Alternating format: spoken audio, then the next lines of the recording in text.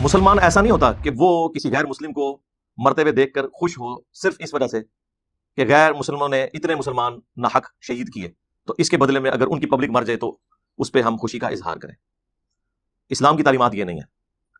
اسلام تو کہتا ہے کہ آپ نے انصاف کے اوپر قائم رہنا ہے۔ عوام الناس کے اندر ایک چیز مشہور ہے کہ محبت اور جنگ میں سب کچھ جائز ہے، یہ بالکل غیر اسلامی بات ہے، ایک جذباتی جملہ ہے۔ یہ نہیں ہو سکتا کہ اوپر سے آپ کی امن کی آشا چل رہی ہے اور اندر سے ایک دوسرے کے خلاف گریلا وار بھی جاری ہے۔ اسلام میں اس کی کوئی اجازت نہیں ہے۔ یہی وجہ ہے کہ 1948 میں جب پاکستان نے اپنی فوجیں داخل کر دی تھیں، آپ کو پتا ہے انڈیا میں، تو مولانا مودودی رحمہ اللہ نے اس کی مخالفت کی تھی۔ لیکن جب کبھی بھی آپ دیکھیں گے ڈکٹیٹرز آئیں گے تو وہ چونکہ عوام کے نمائندے نہیں ہوتے تو وہ پھر آگے لیٹ جاتے ہیں، اور مشرف صاحب ایسے لیٹے کہ خود تو لیٹے ہی تھے، اس قوم کا بھی بیڑا غرق کروا دیا انہوں نے۔ پہلی دفعہ یعنی پاکستانی عوام اور فوج کے درمیان اتنی بڑی خلیج آئی کہ جو اس لیول پہ پہنچی کہ فوجی اپنی وردیاں پہن کے دفتر میں نہیں جاتے تھے، سول کپڑوں میں جاتے تھے، وہاں جا کے اپنے کپڑے چینج کرتے تھے، اور واپسی پہ بھی وہ وردیاں وہاں اتار کے اور سول کپڑوں میں آتے تھے۔ اور ان کو تو چھوڑ دیں، ہمارے جو ادارے اٹامک انرجی سے ریلیٹڈ تھے ان دنوں میں اتنے ونریبل ہوئے تھے، ان کے اوپر بھی حملے ہو رہے تھے۔ لیکن رکو ذرا، صبر کرو۔ کیا یہ ہوتا تھا کہ یہاں سے خالد ابن ولید جب نکلتے تھے تلوار لے کر تو سامنے سے جو رومن جنرل تھا وہ کلاشنکوف لے کے آتا تھا؟ اگر وہ کلاشنکوف لے کے آتا تو خالد ابن ولید کیا پوری فوج بھی لے کے وہ آ جاتے ہیں تلواروں کے ساتھ، تو اس نے تو نزدیک بھی نہیں لگنے دینا تھا، سب کو شہید کر دینا تھا۔ ایسا ہی تھا نا؟ تو یہ مثالیں بالکل غلط دیتے ہیں۔ یہاں سے بھی ایک تلوار ہوتی تھی، دوسری طرف سے بھی ایک تلوار ہوتی تھی، تلوار کا مقابلہ تلوار سے ہوتا تھا۔ آج بالکل جنگ کا موڈ چینج ہو چکا ہے۔ آپ ٹینک بھی لے کر آ جائیں، ایک F-16 کافی ہے سارے ٹینکوں کو ختم کرنے کے لیے۔ افغان وار اتنی لمبی کیوں ہوئی ہے؟ صرف اس وجہ سے کہ امریکہ کے پاس ایئر فورس تھی۔ ادروائز ایک مہینے کے لیے بھی یہ لوگ زمینی جنگ میں مقابلہ نہیں کر سکتے تھے افغانیوں کا۔ اس لیے نہیں کہ افغانی جو ہے وہ جناب بسم اللہ شریف پڑھ کے تو تلوار کے اوپر یا بیلچے کے اوپر سلطان بھائی کی طرح گولیاں روک لیتے ہیں، نہیں، اس لیے کہ ان کے پاس بھی رشیا کا دیا ہوا لیٹسٹ اسلحہ، دونوں طرف برابر کا اسلحہ تھا۔ فرق ڈالا ایئر فورس نے، طالبان کے پاس تو ایئر فورس نہیں تھی، اس لیے 20 سال لاکھوں لوگ شہید ہوئے۔ آپ ان کی جیت کا تو جشن منا رہے ہیں، لیکن یہ جیت کیا جیت ہے جس میں لاکھوں مسلمان شہید ہو چکے؟ امریکہ کا تو کچھ نہیں بگڑا، جو آپ ڈالرز بھی ان کے گنتے ہیں اتنا نقصان ہوا، ان کو فرق نہیں پڑتا، وہ آپ سے لے لیں گے ڈالر۔ کسی ایک ملک پہ قبضہ کر کے سب کچھ وہ لے لیتے ہیں، بدماش ہے۔ تو لہٰذا یہ جو جذبات کی دنیا میں آپ کو رکھتے ہیں نا، اس سے باہر نکلیں یار، خدا کے لیے ہوش کے ناخن لیں اور یہ باتیں کرنا چھوڑ دیں کہ جی IMF اگر آپ سے قرضہ واپس مانگے تو آپ کہیں آیا جائے موری، خدا کا نام ہے۔ یہ بھی قسط نہ ملتی تو تنخواہیں بھی نہیں تھیں سرکاری ملازمین کو اور فوجیوں کو دینے کے لیے۔ تو اس کی سزا اب پاکستان کو بھگتنی پڑ رہی ہے ان ملکوں کی انڈسٹریز کی وجہ سے جن کی وجہ سے یہ ساری کلائمیٹ چینج آئی ہے۔ تو یہ انصاف کا تقاضا ہے کہ انہیں کمپنسیٹ کیا جائے۔ یہ کوئی پاکستان کے اوپر احسان کرنا نہیں، اور میں سمجھتا ہوں یہ بہت بڑی سٹیٹمنٹ ہے ان کی طرف سے۔ اب اللہ کرے کہ جو صدقہ اور خیرات یا چندہ ملتا ہے وہ ہمارے حکمران، ہمارے ریاستی ادارے جو ہے وہ پازیٹیولی یوز کریں۔ یہ نہ ہو کہ جو انہوں نے اپنے سارے پرانے جو ذخیرے جوڑ کے رکھے ہوئے ہیں وہ نکال کے غریب عوام کو دینا شروع کریں اور میں جو ہے وہ اپنی تجوریوں میں بھرنا شروع کر دیں۔ الحمدللہ رب العالمین والصلاة والسلام علی سید الانبیاء والمرسلین وعلی آلہ واصحابہ وازواجہ وامتہ اجمعین الی یوم الدین۔ الحمدللہ آج 11 ستمبر 2022 کو سنڈے کے دن ہمارا یہ پبلک سیشن نمبر 59 منعقد ہونے جا رہا ہے۔ آج تو ویسے کوئی کرنٹ افیئر نہیں ہے، لیکن ڈیٹ بولتے ہوئے میرے دماغ میں 11 ستمبر کا واقعہ آ گیا، 2001 کا، ٹوئنز ٹاور کا، جس کے بعد آپ سمجھ لیں پوری دنیا میں مسلمانوں کے لیے ایک طرح سے زمین تنگ کر دی گئی۔ اب اس واقعے کے حوالے سے مختلف آراء ایگزسٹ کرتی ہیں۔ بعض لوگ اسے انسائیڈ جاب کہتے ہیں، بعض لوگ جو ہیں وہ اسے بہت بڑا کارنامہ قرار دیتے ہیں۔ بہرحال اینڈ رزلٹ یہ ہے کہ خواہ یہ انسائیڈ جاب تھی، چاہے یہ کسی جہادی تنظیم کا کارنامہ تھا، قرآن و سنت کی روشنی میں اس طرح کی ایکٹیویٹی پرفارم کرنے کی کوئی اجازت نہیں ہے کہ جس کے اندر آپ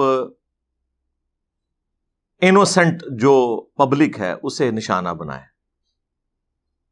مسلمان ایسا نہیں ہوتا کہ وہ کسی غیر مسلم کو مرتے ہوئے دیکھ کر خوش ہو صرف اس وجہ سے کہ غیر مسلموں نے اتنے مسلمان ناحق شہید کیے، تو اس کے بدلے میں اگر ان کی پبلک مر جائے تو اس پہ ہم خوشی کا اظہار کریں۔ اسلام کی تعلیمات یہ نہیں ہے۔ اسلام تو کہتا ہے کہ آپ نے انصاف کے اوپر قائم رہنا ہے. وَلَا يَجْرِمَنَّكُمْ شَنَآنُ قَوْمٍ عَلَىٰ أَلَّا تَعْدِلُوا، کسی قوم کی دشمنی تمہیں اس پر مت ابھارے کہ تم انصاف کا راستہ چھوڑ دو. اعدلوا، انصاف کا راستہ اختیار کرو. ہوا اقرب للتقوی، یہی اللہ کے نزدیک تقوی کے قریب ترین ہے، یا تقوی کی روش ہی یہی ہے کہ آپ انصاف کا راستہ اختیار کریں. تو انصاف کے راستے میں تو آپ نے میدان جنگ کے اندر بھی رولز اور ریگولیشنز کو نہیں توڑنا. آپ دیکھیں کہ صحیح بخاری میں وہ مشہور حدیث ہے، جب صلح حدیبیہ کا معاہدہ لکھا جا رہا تھا، اسی دوران جو معاہدہ لکھنے والا تھا سہیل ابن عمر، بعد میں مسلمان ہو گئے،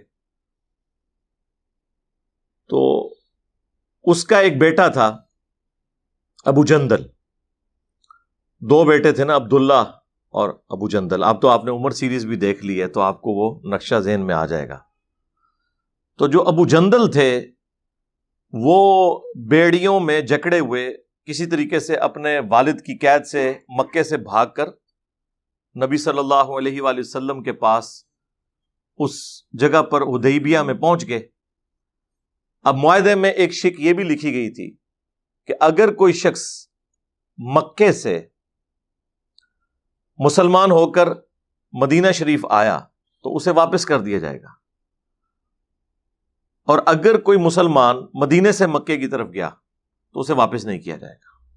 کیسی یعنی ناانصافی پہ مبنی ایک شرط تھی. نبی علیہ السلام نے اسے قبول کر لیا کیونکہ اس کے اندر تو پھر ابو بصیر والا معجزہ ہونے والا تھا. وہ آپ میری ویڈیو دیکھ لیں، ایک شخص کے ذریعے اللہ تعالیٰ نے کس طریقے سے کایا کلب کر دی مسلمانوں کی.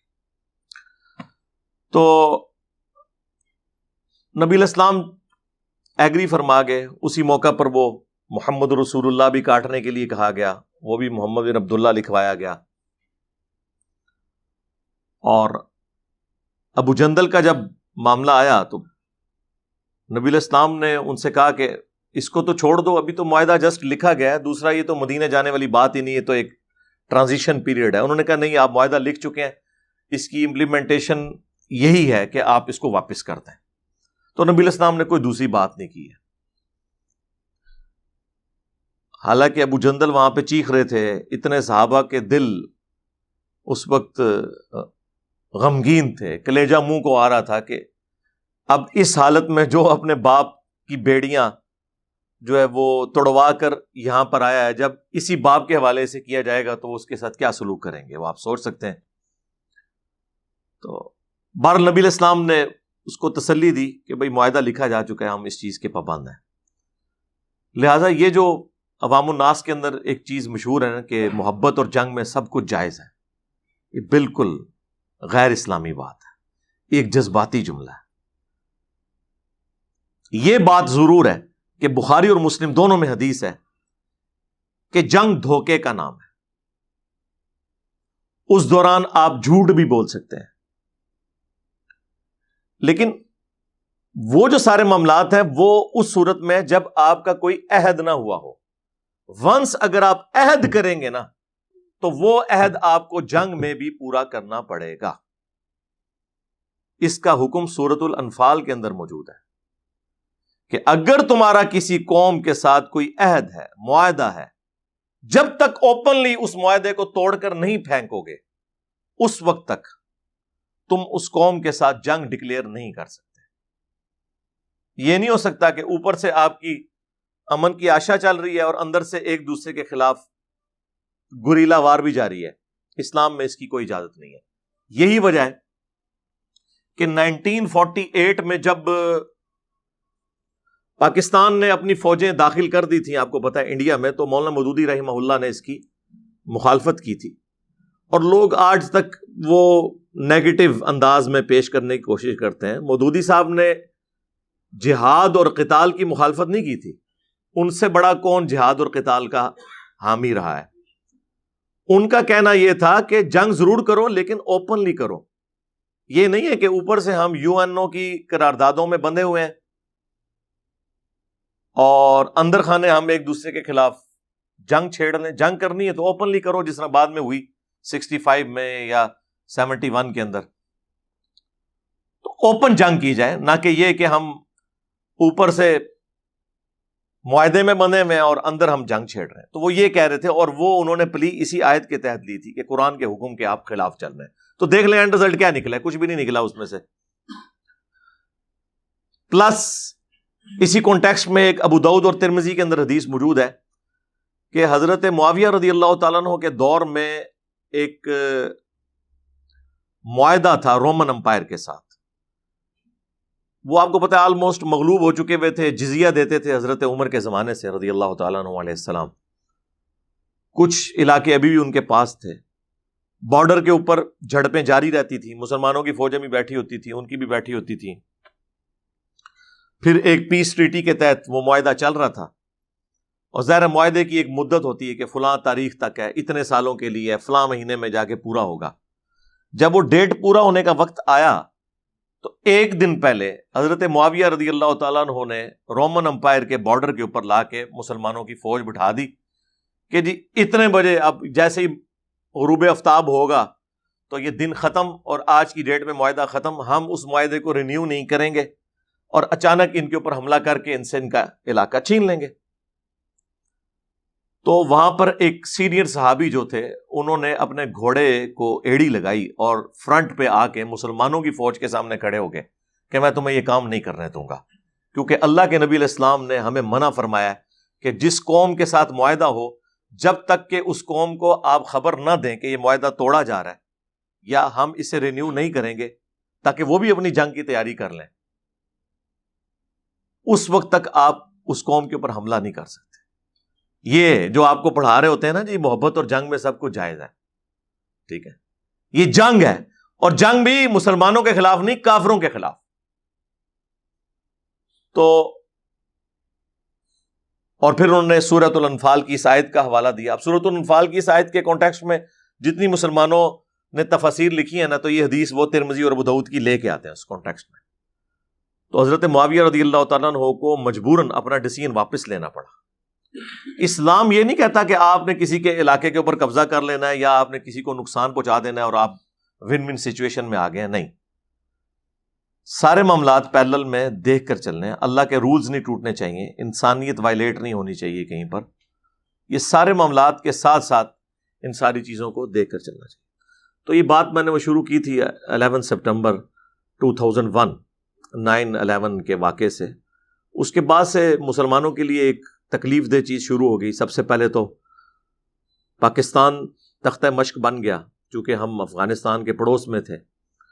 ہمارا اربوں ڈالر کا نقصان ہوا. اس وقت ایک بزدل حکمران تھا اور اس نے بزدلی دکھائی، اور ظاہر ہے کہ جتنے نان الیکٹڈ حکمران ہوتے ہیں نا، یہ بزدلی ہوتے ہیں، کیونکہ ان کا کوئی سٹیک یہاں پہ نہیں ہوتا. اگر کوئی عوامی لیڈر ہو، خواہ بالکل جتنا مرضی گیا گزرا ہو، ایٹ لیسٹ اسے یہ ہوتا ہے کہ میں نے عوام کو منہ دکھانا ہے آگے. اس لیے آپ دیکھیں کہ جتنے بھی پولیٹیکل لیڈرز ہیں، جب کبھی وہ اقتدار میں رہے ہیں اور اس طرح کے مواقع آئے تو آپ دیکھیں گے انہوں نے کبھی اس لیول کی بزدلی نہیں دکھائی. وہ بھی اعلی کار بنے رہے، لیکن ایک ریڈ لائن کو انہوں نے کراس نہیں کیا.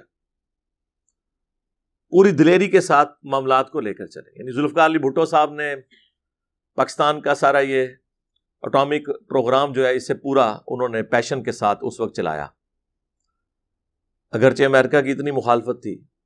اس کے بعد جب بے نظیر بھٹو تھیں تو پاکستان کا سارا میزائل پروگرام انہوں نے شروع کیا. یہ ساری ان کی کنٹریبیوشن ہے. اور اس کے بعد جب اٹامک دھماکوں کی باری آئی تو نواز شریف صاحب تھے، انہوں نے بھی کوئی دباؤ اس وقت قبول نہیں کیا. اور اس کے بعد ایبسلیوٹلی ناٹ آ گیا. ٹھیک ہے، ہوا یا نہیں ہوا، بہرحال چلے. اتنی تقریر کرنا بھی ان کے لیے تو یہ بھی بہت تکلیف دہ چیز ہے کہ انہیں کوئی کہے کہ ہم کوئی غلام ہیں. ٹھیک ہے، تو بہرحال سننے کے لیے تو مزیدار چیزیں، اچھی باتیں. لیکن جب کبھی بھی آپ دیکھیں گے ڈکٹیٹرز آئیں گے تو وہ چونکہ عوام کے نمائندے نہیں ہوتے تو وہ پھر آگے لیٹ جاتے ہیں. اور مشرف صاحب ایسے لیٹے کہ خود تو لیٹے ہی تھے, اس قوم کا بھی بیڑا غرق کروا دیا انہوں نے. پہلی دفعہ یعنی پاکستانی عوام اور فوج کے درمیان اتنی بڑی خلیج آئی کہ جو اس لیول پہ پہنچی کہ فوجی اپنی وردیاں پہن کے دفتر میں نہیں جاتے تھے, سول کپڑوں میں جاتے تھے, وہاں جا کے اپنے کپڑے چینج کرتے تھے, اور واپسی پہ بھی وہ وردیاں وہاں اتار کے اور سول کپڑوں میں آتے تھے. اور ان کو تو چھوڑ دیں, ہمارے جو ادارے اٹامک انرجی سے ریلیٹڈ تھے ان دنوں میں اتنے ونریبل ہوئے تھے, ان کے اوپر بھی حملے ہو رہے تھے.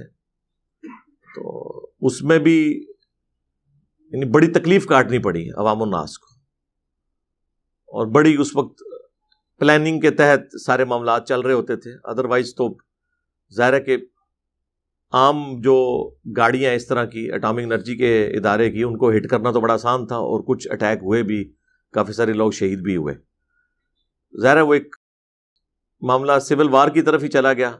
کچھ لوگ نان اسٹیٹ ایکٹر کے طور پر سامنے آئے, ان کا جو غصہ تھا وہ اپنی جگہ جسٹیفائی تھا, لیکن وہ پھر انہوں نے جو ایک ریڈ لائن کراس کی وہ ایک غلط معاملہ ہو گیا. بہرحال اس طرح کی جو ایکٹیویٹیز ہوتی ہیں ان دا لانگ ٹرم ان کے نقصانات ہی ہوتے ہیں. لہذا مسلمانوں کو کوئی بھی اس طرح کی ایکٹیویٹی پرفارم نہیں کرنی چاہیے کہ جس کی وجہ سے باقی مسلمان تکلیف میں آئے. وقتی طور پہ آپ کوئی فائدہ حاصل کر لیں گے لیکن نکلے گا اس میں سے کچھ بھی نہیں. اور اب ان خوابوں کی دنیا سے باہر نکلیں جو ہمیں یہاں جذباتی تقریریں کروا کے لوگ تیار کرتے رہتے ہیں. ذرا سا کوئی ایشو شروع ہو جائے فلسطین میں, یہاں پہ مولوی چندے لینے کے لیے سامنے نکل آتے ہیں, ان کی روزی روٹی شروع ہو جاتی ہے. انہوں نے ایک لبادہ اوڑا ہوا ہے صرف جسٹ دکھلاوے کا. پریکٹیکلی نہ تو یہ وہاں جا سکتے ہیں لڑنے کے لیے, چلے جائیں تو ان کی لاشیں واپس منگوانے کا خرچہ اتنا زیادہ ہوگا کہ ہم کہیں گے کہ وہیں پہ دفنا دیں ان کو. ظاہر ہے ڈنڈوں کے ساتھ اور تلواروں کے ساتھ تو آج کل جنگ نہیں ہوتی. ہاں ٹی وی پہ دیکھنے کے لیے اچھا ہے کہ ایک بندہ تلوار کے ساتھ مسجد میں کرتب کر رہا ہے اور پیچھے کوئی جہادی ترانہ چل رہا ہے, تو وہ یہ تلوار والے 1000 بھی ہوں تو سامنے تو ایک بندہ بھی آ جائے وہ تو ساروں کو بھون کے رکھ دے گا. تو آج کل چونکہ ایک پروفیشنل آرمیز والا سلسلہ ہے تو لہٰذا عام آدمی تو اس طریقے سے جنگ لڑ بھی نہیں سکتا, اور نہ اس کی ذمہ داری ہے کہ وہ یہاں بیٹھ کے کڑتا رہے کہ جی میں وہاں جا کے کیا کروں گا. آپ نے کچھ نہیں کرنا میرے بھائی. جب سیدنا عمر کے زمانے میں بھی پراپر آرمی بن گئی تھی تو سب لوگ جہاد میں نہیں جاتے تھے. حضرت عمر کس جہاد میں گئے ہیں؟ نہ قادسیہ میں گئے, نہ یرموک میں گئے, باقیوں کو روانہ کیا, اور سارے لوگ وہاں سے جاتے بھی نہیں تھے. پھر پراپر فوجی چھاونی بن گئی کوفے کے اندر, تو پھر فوجیوں کا معاملہ بالکل الگ ہو گیا. یہ جو شروع میں اسلام میں جب مین پاور کی کمی تھی اس وقت پھر نفیر عام کی جاتی تھی کہ سب لوگ جو ہے وہ جہادی ٹریننگ بھی حاصل کریں اور نکلیں اور یہ سب کچھ کریں. جب اللہ تعالیٰ نے مسلمان امت اتنی بڑی کر دی پھر ہر بندے نے اپنی ذمہ داری سنبھال لی اور اسی کے تحت چلنا شروع کر دیا. اب بھی دیکھیں سب سے بڑی ذمہ داری اب بھی عوام کے اوپر ہی ہے, کیونکہ ہماری فوج کے جتنے بجٹ ہیں وہ عوام کے ٹیکسز سے ہی میٹ ہو رہے ہیں نا.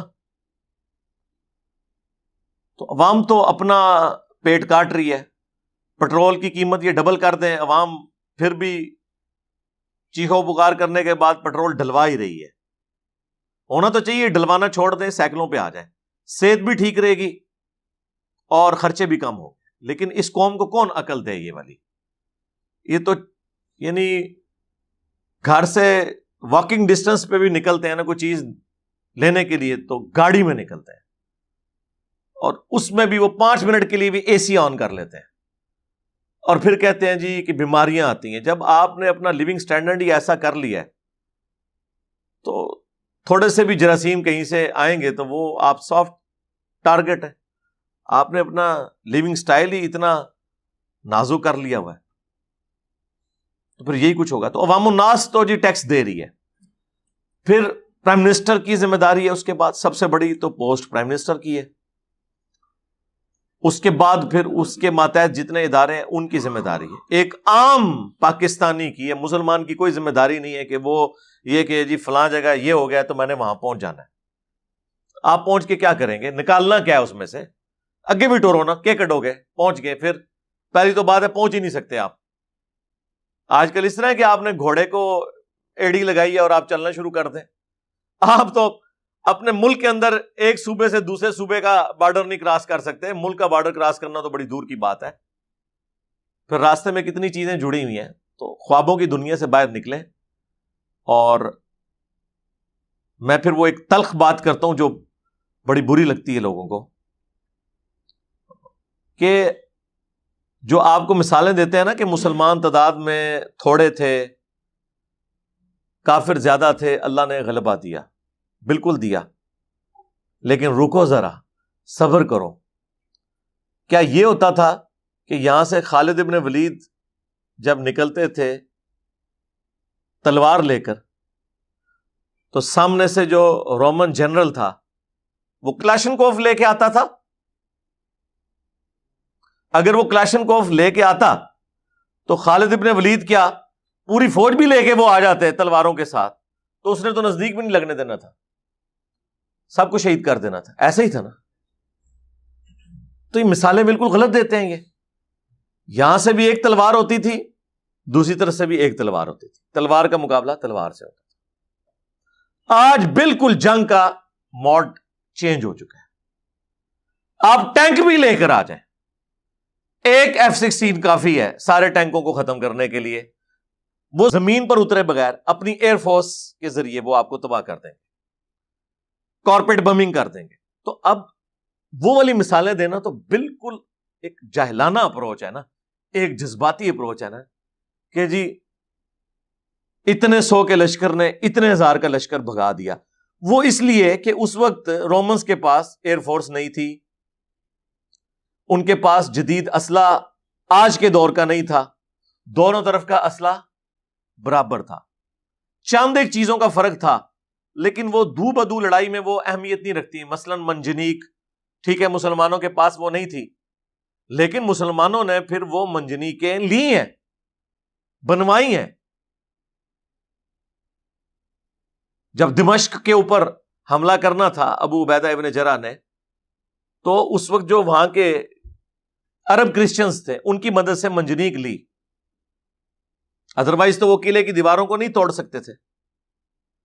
تو جدید اسلحہ لے کر ہی سب کچھ کیا، وہ برابر کا ہی اسلحہ ہوتا تھا. لیکن آج کل حالات بہت ڈیفرنٹ ہو چکے ہیں. اب توپوں کے ذریعے مجھے بتائیں کوئی جنگ ہوتی ہے؟ اب تو معاملات بہت آگے جا چکے ہیں. اس لیے ایئر فورس کے اوپر سب سے زیادہ ضرورت ہے توجہ دینے کی. افغان وار اتنی لمبی کیوں ہوئی ہے؟ صرف اس وجہ سے کہ امریکہ کے پاس ایئر فورس تھی. ادروائز ایک مہینے کے لیے بھی یہ لوگ زمینی جنگ میں مقابلہ نہیں کر سکتے تھے افغانیوں کا. اس لیے نہیں کہ افغانی جو ہے وہ جناب بسم اللہ شریف پڑھ کے تو تلوار کے اوپر یا بیلچے کے اوپر سلطان رائی کی طرح گولیاں روک لیتے ہیں، نہیں. اس لیے کہ ان کے پاس بھی رشیا کا دیا ہوا لیٹسٹ اسلحہ، دونوں طرف برابر کا اسلحہ تھا. فرق ڈالا ایئر فورس نے. طالبان کے پاس تو ایئر فورس نہیں تھی، اس لیے 20 سال لاکھوں لوگ شہید ہوئے. آپ ان کی جیت کا تو جشن منا رہے ہیں، لیکن یہ جیت کیا جیت ہے جس میں لاکھوں مسلمان شہید ہو چکے. امریکہ کا تو کچھ نہیں بگڑا. جو آپ ڈالرز بھی ان کے گنتے ہیں اتنا نقصان ہوا، ان کو فرق نہیں پڑتا، وہ آپ سے لے لیں گے ڈالر. کسی ایک ملک پہ قبضہ کر کے سب کچھ وہ لے لیتے ہیں، بدماش ہیں. نقصان تو ہمارا ہوا. اب انہوں نے خود ہی ڈیسائیڈ کیا کہ ٹھیک ہے جی ہم مزید خرچہ نہیں کرنا چاہتے. ورنہ آج بھی اگر وہ ڈیسائیڈ کریں کہ ہم نے رہنا تو رہیں گے، کیونکہ ان کو اپر ہینڈ حاصل ہے ایئر فورس کی وجہ سے. ایئر فورس جو ہے ایک ڈومیننٹ فیکٹر ہے، جس کے بعد زمینی افواج کیا کر سکتی. زمینی افواج کے اوپر ہو تو طالبان ان کو ٹکنے بھی نہ دیتے. ظاہر طالبان زیادہ ٹف ماحول کے عادی ہیں ایز کمپیئر ٹو امریکن فوجیوں کے. جس طرح اس زمانے میں عرب کے لوگ ٹف ماحول کے عادی تھے ایز کمپیئر ٹو رومنز کے. صرف ان کے اندر ایک طوائف الملوکی تھی کہ آپس میں لڑتے تھے اور لیڈر کوئی نہیں تھا. اللہ تعالیٰ نے انہیں لیڈر بھی دے دیا. محمد رسول اللہ صلی اللہ علیہ وآلہ وسلم کی شکل میں ایک جھنڈے کے نیچے جمع ہوئے، پھر انہوں نے رومنز اور پرشینز کو الٹ کے رکھ دیا. اس لیے کہ وہ بھی تلوار لے کر آتے تھے، یہ بھی تلوار. سامنے سے تیر ہے تو ادھر بھی تیر. اب مجھے بتائیں اگر ادھر تیر ہوتے مسلمانوں کی طرف سے اور سامنے رومنز اور پرشینز کے پاس ٹینک ہوتے تو کیا یہ تیر ان کا مقابلہ کر سکتے تھے؟ تو لہٰذا یہ جو جذبات کی دنیا میں آپ کو رکھتے ہیں نا، اس سے باہر نکلیں یار، خدا کے لیے ہوش کے ناخن لیں اور یہ باتیں کرنا چھوڑ دیں کہ جی IMF اگر آپ سے قرضہ واپس مانگے تو آپ کہیں آیا جے فوری. خدا کا نام ہے، یہ بھی قسط نہ ملتی تو تنخواہیں بھی نہیں تھیں سرکاری ملازمین کو اور فوجیوں کو دینے کے لیے. یار ڈان بنے ضرور، لیکن کچھ جیب میں ہو تو بنے. اب تو یہ ساری اکانومی کی وار ہے نا، اس کے بغیر تو کچھ بھی نہیں ہوگا. تو اس لیے یہ بڑھ کے مارنا اور اس طرح کی ساری باتیں کرنا، تو اس طریقے سے کوئی معاملات نہیں چلتے. افغانستان کی صورتحال آپ کے سامنے ہے، کتنا مشکل وہ ٹائم گزار رہے ہیں. ظاہر ہے کہ پہلے تو اکانومی کے اندر جان تھی نا، امریکہ ڈالر بھیج رہا تھا. اب ظاہر ہے وہ تجارت کریں گے، کمائیں گے تو کھائیں گے نا. مشکل وقت ان پہ بھی شروع ہوا اس حوالے سے. دروشی پڑھ کے یا ذکر اذکار کر کے تو سارے معاملات نہیں چلتے نا. اللہ نے پیاس کے بجھانے کا ذریعہ پانی کو بنایا ہے، تو پانی تو آپ کو پینا پڑے گا، سیدھی سی بات ہے. تو اس لیے ان سارے معاملات کو دیکھ کر چلنا چاہیے. اور ابھی میں نے سیلاب کے اوپر بھی بڑی تفصیلی گفتگو 2 نشستوں میں کی ہے، وہ اپلوڈ ہوئی ہے. اس میں نے جو سیلاب کے بعد کرنے کے کام ہیں ان کے اوپر بھی میں نے ڈسکشن کی تھی. اس میں نے ایک پوائنٹ اٹھایا تھا، مجھے بڑی خوشی ہوئی ہے کہ UNO کے جو سیکرٹری جنرل ہیں وہ پاکستان آئے ہوئے ہیں. انہوں نے کل بڑی اچھی، یعنی آپ سمجھ لیں اسٹیٹمنٹ جاری کی ہے کہ دوسرے ملکوں کی گناہوں کی سزا مسلمان یہاں پہ پاکستانی جو کاٹ رہے ہیں، اور جو تباہی ہوئی ہے جس میں پاکستان کا تو کوئی قصور نہیں ہے. اور ان کا جو جملہ ہے بڑا زبردست ہے. انہوں نے یہ بولا ہے کہ پاکستان کو اس حوالے سے ہیلپ آؤٹ کرنا، یہ ہم ان کے اوپر کوئی احسان نہیں کر رہے ہیں، بلکہ یہ انصاف کا تقاضا ہے کہ انہیں کمپنسیٹ کیا جائے، کیونکہ یہ سارا کلائمیٹ چینج جو ہوا ہے جس کی وجہ سے یہ بارشوں کا بھی پورے کا پورا معاملہ تلپٹ ہو گیا. آپ کو پتا ہے پہلے تو یہ مونسون کا تو معاملہ ہی کچھ اور ہوتا تھا، ان علاقوں میں تو وہ والی بارشیں نہیں ہوتی تھیں.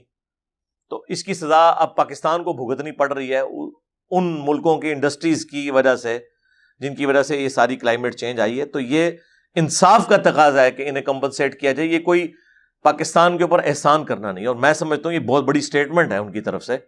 اب اللہ کرے کہ جو صدقہ اور خیرات یا چندہ ملتا ہے وہ ہمارے حکمران، ہمارے ریاستی ادارے جو ہے وہ پازیٹیولی یوز کریں. یہ نہ ہو کہ جو انہوں نے اپنے سارے پرانے جو ذخیرے جوڑ کے رکھے ہوئے ہیں وہ نکال کے غریب عوام کو دینا شروع کرے اور نئے جو ہیں وہ اپنی تجوریوں میں بھرنا شروع کر دیں.